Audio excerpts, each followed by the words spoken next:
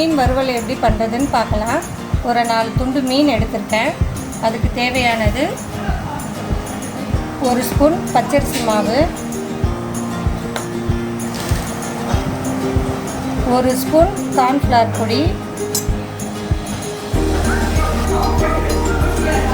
இப்போ தேவைக்கேற்ப மிளகாத்தூள், உங்களுக்கு எவ்வளோ காரம் வேணுமோ அதுக்கேற்ற மாதிரி போட்டுக்கோங்க. தக்காளி ஜூஸ்,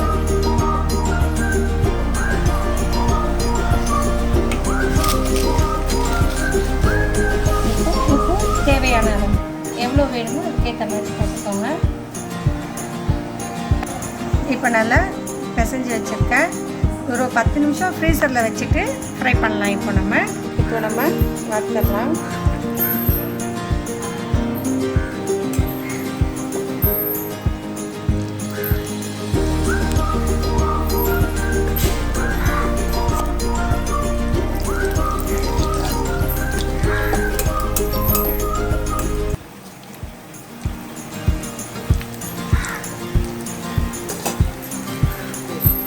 இப்போ சுவையான மீன் வறுவல் ரெடி ஆயிடுச்சு.